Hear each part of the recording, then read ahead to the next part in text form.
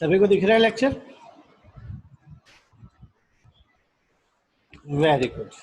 चलिए स्टार्ट करते हैं। तो मेरे ख्याल से लास्ट टाइम हमने ये टॉपिक पढ़ लिया था, लेकिन फिर भी मैं एक बार रिवाइज कर।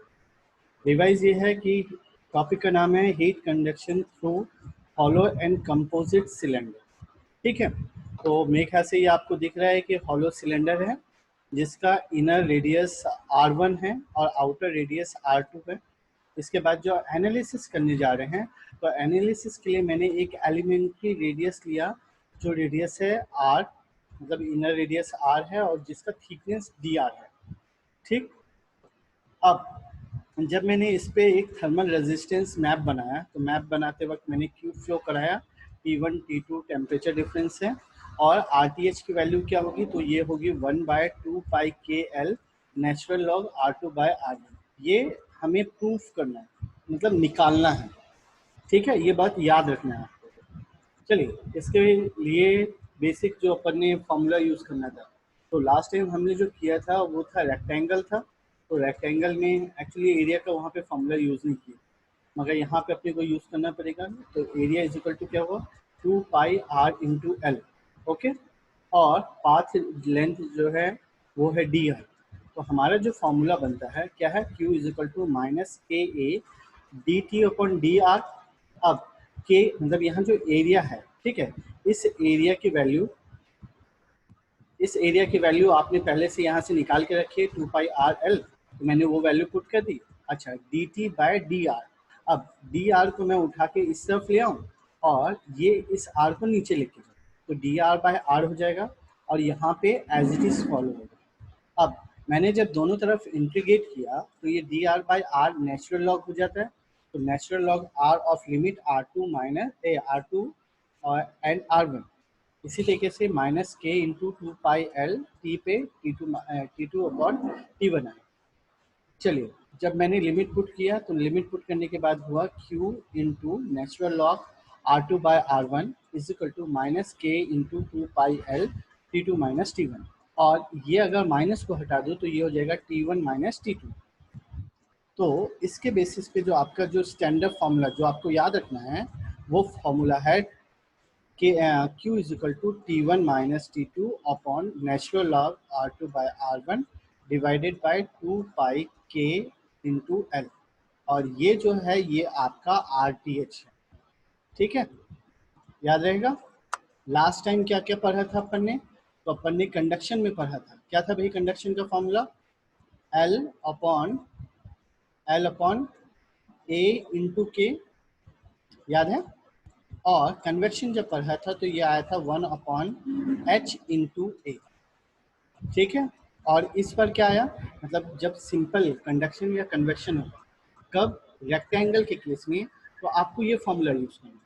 लेकिन अगर वो मतलब सिलेंड्रिकल का केस आएगा तो आपको यूज करना है natural log R2 by R1 upon 2 pi K L. चलिए, अब इसके बाद एक वर्ड आता है log mean area for hollow cylinder. तो लॉग मीन एरिया का मतलब ये हुआ कि इसने क्या किया, अब देखो ये सिलेंडर, मतलब ये आपको हॉलो सिलेंडर दिख रहा है, मतलब टॉप व्यू अगर अपन देखें तो ये टॉप व्यू है और ये इसका साइड व्यू है। तो साइड व्यू को अगर मैंने इसका एक एरिया माना जिसको हमने इक्विवेलेंट एरिया नाम दिया AM, तो अगर मैंने इस सिलेंडर का केस लिया, नंबर 1 देखो हॉलो सिलेंडर का केस लिया, तो इसकी वैल्यू होगी Q is equal to T1 minus T2 upon natural log R2 by R1 divided by 2 pi K L. ठीक, अब यहाँ पे मतलब ये एक इक्वेशन हुई। और दूसरा जो है प्लेन वॉल है, तो प्लेन वॉल का T1 temperature inside outside T2 thermal conductivity K और थिकनेस R2 माइनस R1। तो इसकी वैल्यू क्या हुई, तो इसकी वैल्यू हुई T2 minus T1 upon R2 minus R1 divided by K into equivalent area. अब ये दोनों को मेरे को एक दूसरे को इक्वल करना है। चलिए, अगर ये दोनों को मैं इक्वल, हाँ क्या हुआ, स्क्रीन वाइब्रेट, एक्चुअली मैं अगर पॉइंटर चलाऊंगा तो स्क्रीन जो है वो थोड़ा सा वाइब्रेट करती है। अगर तो ठीक है, मैं चलो कोई नहीं, मैं पॉइंटर यूज़ नहीं करता हूँ। ठीक है, अब देखो यहाँ पे जो पहला क्वेश्चन उसने दिखाया है वो बोल रहा है T1 minus T2 upon natural log, मतलब ये हॉलो सिलेंडर लिया इज इक्वल टू उसका इक्विवेलेंट रेक्टेंगुलर सिलेंडर लिया, और दोनों में से T1 माइनस T2 को कैंसिल आउट कर दिया, और यहाँ से के एम की सॉरी ए एम की वैल्यू फाइंड आउट की। तो ए एम की वैल्यू क्या हो जाएगी, तो ये दोनों जब एक दूसरे से क्रॉस मल्टीप्लाई होंगे तो फॉर्मूला बनेगा 2 pi L R2 minus R1 upon natural log R2 upon R1। ठीक है, अब मैंने क्या किया, इन सबको ऊपर वाले को मतलब ओपन कर दिया। ओपन करने का मतलब क्या हुआ, 2 pi L R2 minus 2 pi L R1 divided by में मैंने 2 पाई क्या हो रहा है, ब्लैंक हो रहा है।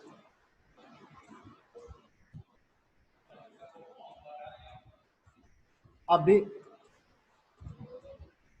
यार मेरे पास में तो अच्छे से आ रहा है। चल, हाँ हाँ, मैंने माउस को अलग कर, तो शायद नेट में प्रॉब्लम हो। चलो कुछ देर थोड़ा सा देखो, और अगर हो गया तो ठीक है, मतलब प्रॉब्लम सॉल्व हुई तो ठीक, नहीं तो फिर अपन दूसरा कुछ ऑप्शन निकाल लेंगे। ठीक है, अभी बताओ, अभी कांटी अभी भी हिल रहा है क्या?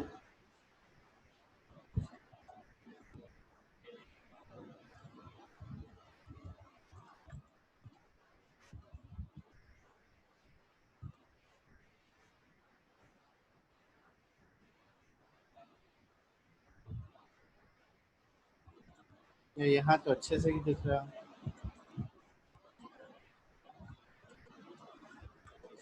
चलो, मैं इसका वीडियो बना रहा हूँ, तो जो नहीं समझ में आएगा वो आप वीडियो में अभी देखना है, क्योंकि आज तो हैंडल कर लेता हूँ, कल से मैं सर को बोलता हूँ कि हमें लैंड कनेक्शन दे, तो उससे नेट में प्रॉब्लम, मे बी ये नेट की प्रॉब्लम है, तो वो प्रॉब्लम सॉल्व। ठीक है, चलिए। तो फिर अल्टीमेटली आपका यहाँ से ए एम इक्विवेलेंट एरिया निकालना था, तो हमने ये मल्टीप्लाई कर, ये देखो, ठीक है। तो यहाँ पे हमने 2 pi L R2 minus 2 pi L R1 किया, और यहाँ पे 2 पाई एल का मल्टीप्लाई भी किया और डिवाइड भी कर दिया।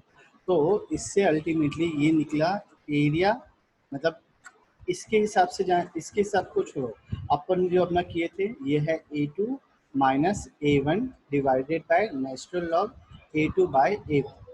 ठीक है, अब ए मतलब ये यहाँ पे हमने जो A2 लिखा हुआ था वो क्या था, तो आउटर रेडियस था, और A1 जो था वो इनर रेडियस था। तो इन्होंने क्या किया, A2 को नॉट से डिनोट किया, मतलब जीरो ले लिया, और A1 को ए मतलब आई से दिखाया।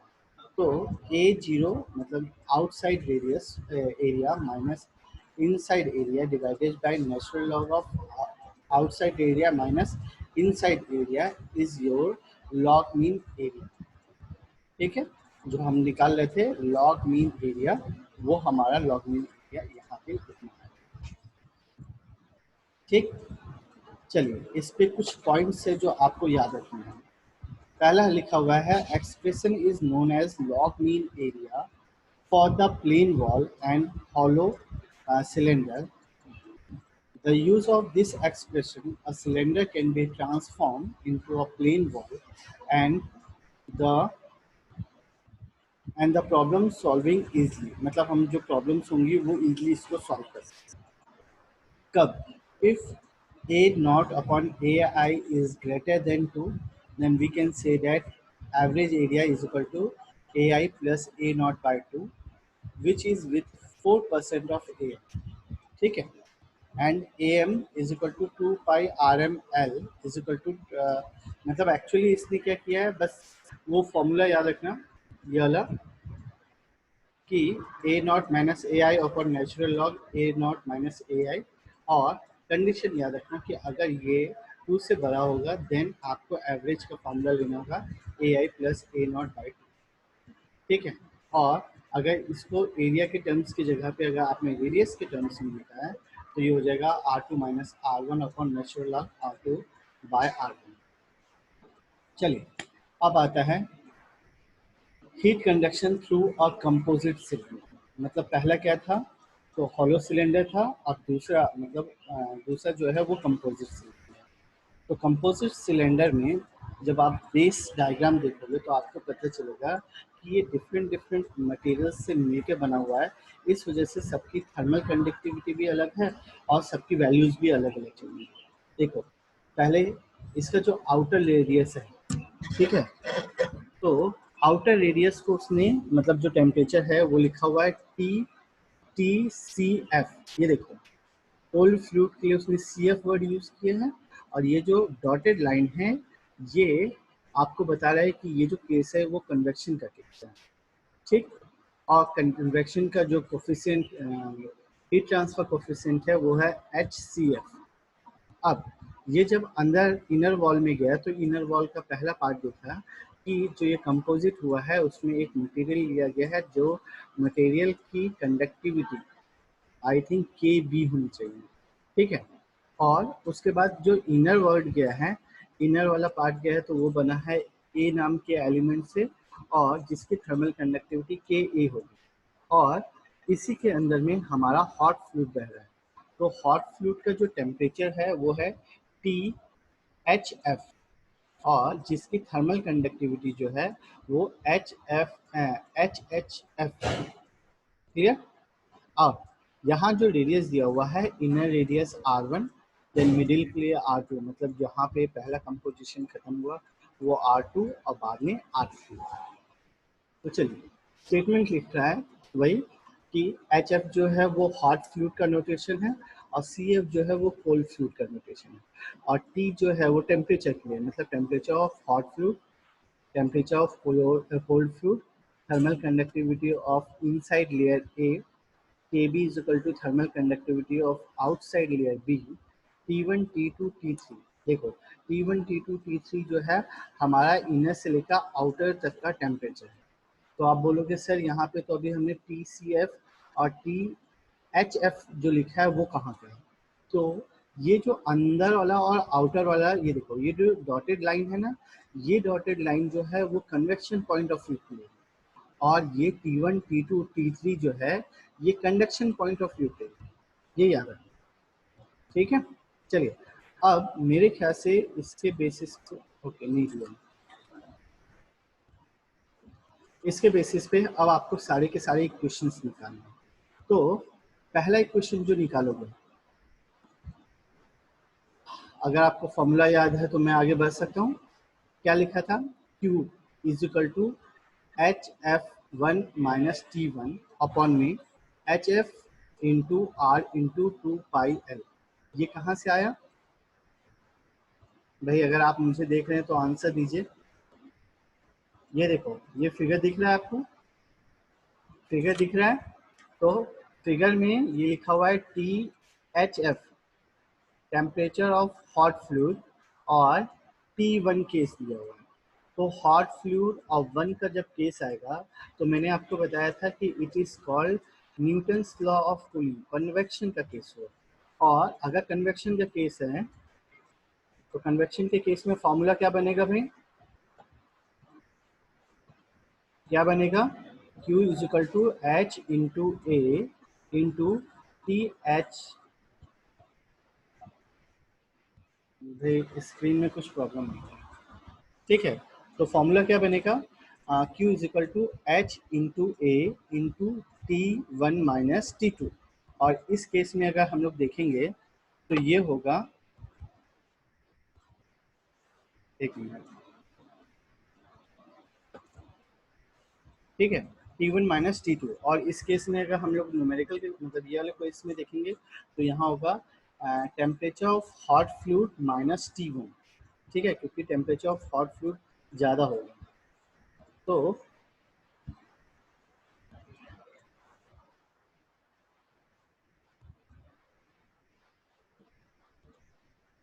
हाँ हाँ, स्क्रीन चला गया, एक मिनट मैं लेके आ रहा हूँ उसको वापस।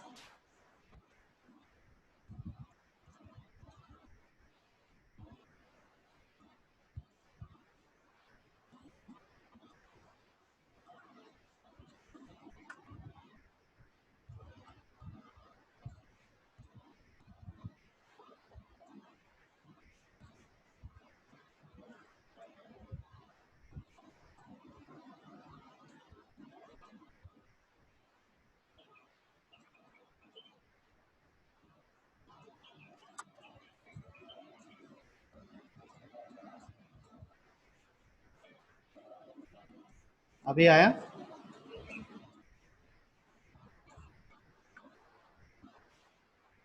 एक मिनट पर होगा, आ गया?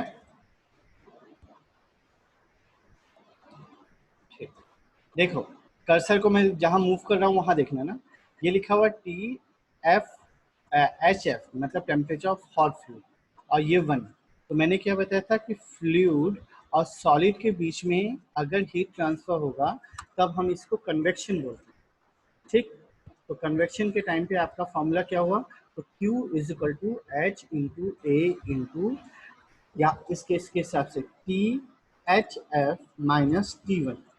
ठीक है, अब ये देखो उसने T H F minus T1 को बाहर निकाल लिया, तो जो बचा, ठीक है, जो बचा वो कहाँ हो जाएगा, तो ये फॉर्मूला आ जाएगा एच इंटू, अब एरिया मतलब मैंने क्या लिखा था, Q is equal to H into A into delta T इधर आ गया, तो Q divided by H into A. अब एरिया क्या है, सिलेंडर का एरिया होता है 2 पाई L इंटू आर, तो हमने वो L की जगह पे L रखा और R की जगह पे R1 डाला, क्योंकि इनर रेडियस से अभी काम चल रहा है। अब T1 और T2 जो है वो कंडक्शन का केस है, तो हमें कंडक्शन का फॉर्मूला लिखना है। तो ये फॉर्मूला बना T1 minus T2 is equal to Q upon K A into 2 pi L divided by natural log R2 by R1। Similarly 2 to 3 conduction का केस है, इसलिए एज इट इज रहेगा Q upon K B 2 pi L upon natural log R3 by R2। और lastly T3 से T मतलब temperature of cold fluid जो है वो अगेन कन्वेक्शन का केस हो जाएगा, तो कन्वेक्शन के केस में Q upon H C F into R three into 2 pi L। अब अगर ये सारे क्वेश्चंस को मैं मतलब ऐड कर दूँ, तो लास्ट टाइम जैसे हमने किया था T1 से कैंसिल, T2 से, T3 से, तो हमारा जो फॉर्मूला बना temperature of hot fluid minus cold fluid is equal to, अब देखो सब में Q upon 2 pi L common है। ठीक है, तो Q upon 2 pi L common हो गया, तो ये क्वेश्चन बना 1/h into R plus 1/Ka natural log R2/R1 plus 1/Kb natural log R3/R2 plus 1/h into R3 बराबर। और अब अगर मैं इस Q को यहाँ रहने दूँ और बाकी सारे टर्म्स को उधर लेके जाऊँ, तो उधर लेके जाने के बाद क्या बन रहा है यहाँ पे 2 pi L temperature of hot fluid minus temperature of cold fluid divided by 1/HA plus natural log R2/R1/K plus natural log R3/R2 by KB plus 1/h into R3। बात समझ में आई? अगर आई है तो ठीक, नहीं तो यहाँ पे एक मैं आपको ट्विस्ट बताता हूँ। मेरे ख्याल से स्क्रीन छोटी हो गई है, एक सेकंड ना। अब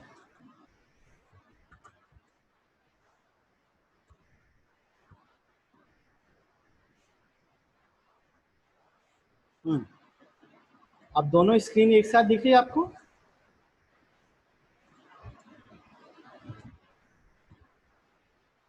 ठीक है, ये देखिए दोनों स्क्रीन जब आपको एक साथ दिख रही है तो ऐसे बहुत सारी मतलब रियल लाइफ में आपको प्रॉब्लम्स आएंगे जहाँ पे ऐसा स्ट्रक्चर बना रहेगा और आपसे पूछा जाएगा कि रेट ऑफ हीट ट्रांसफर निकाल के बताओ, मतलब कितना अमाउंट में हीट जो है वो रिलीज होगा।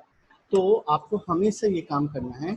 ये देखिए, जो अब हम इनर से चलते हैं, इसने मतलब एक्सप्लेन आउटर से किया था, अब मैं इनर से चलता हूँ। इनर मतलब मैंने एक पाइप लिया, अब पाइप की जो मोटाई है वो अलग अलग मतलब मटेरियल्स की वजह से R1 R2 और R3 हो गई।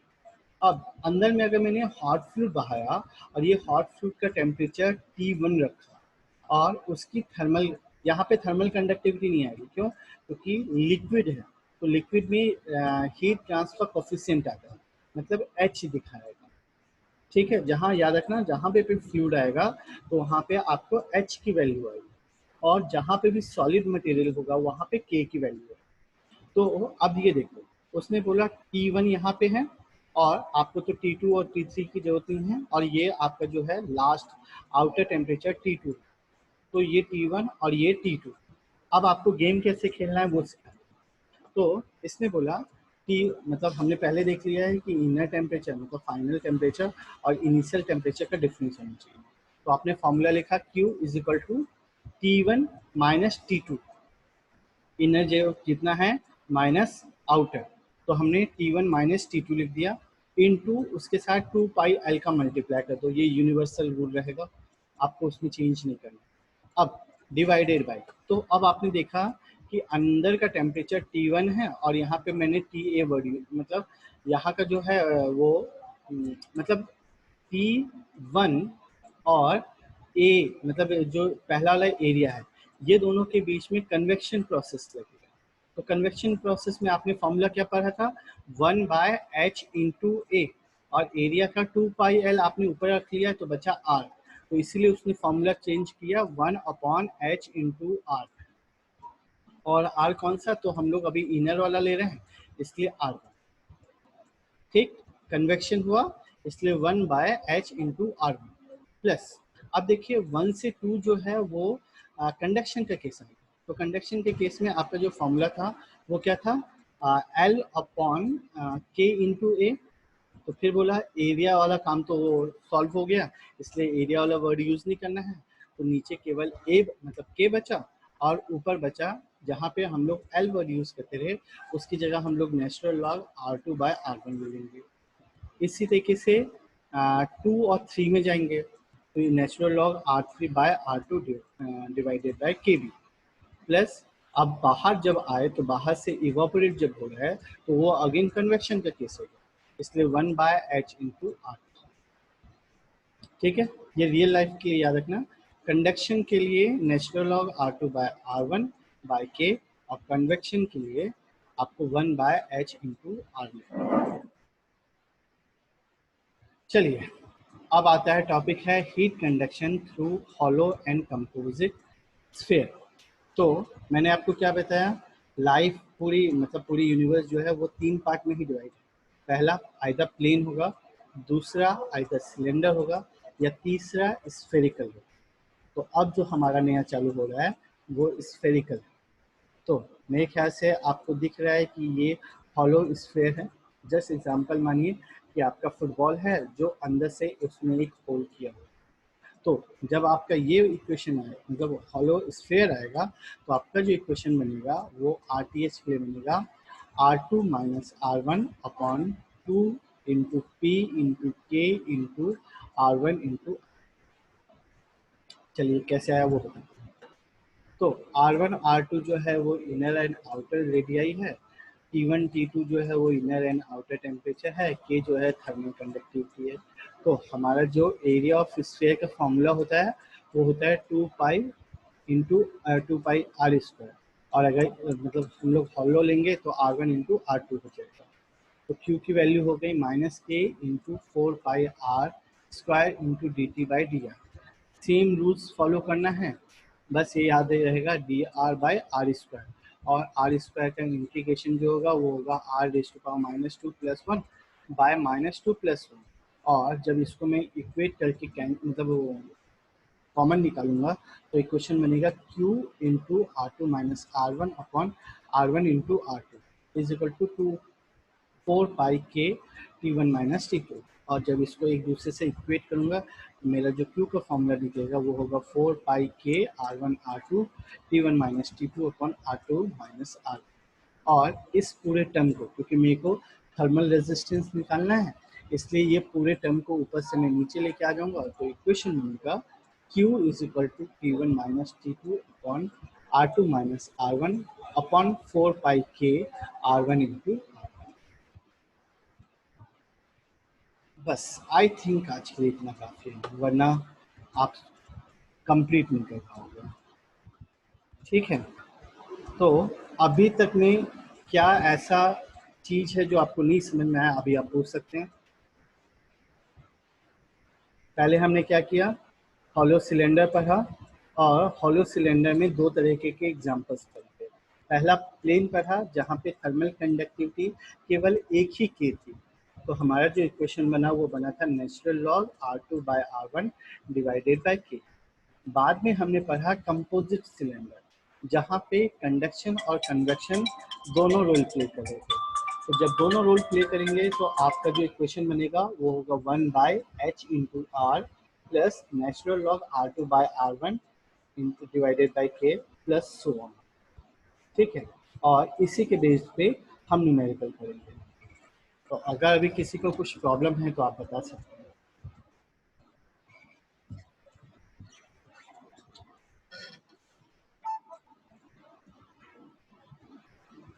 कोई बात नहीं, मैं आपको इसके वीडियोस भेज दूंगा, मतलब अभी कुछ देर में ही आपको वीडियो मिल जाएगा, तो वो वीडियो आप देख के अल्टीमेटली मतलब आपके जो भी डाउट्स होंगे वो आप मतलब सॉल्व हो जाएंगे उससे।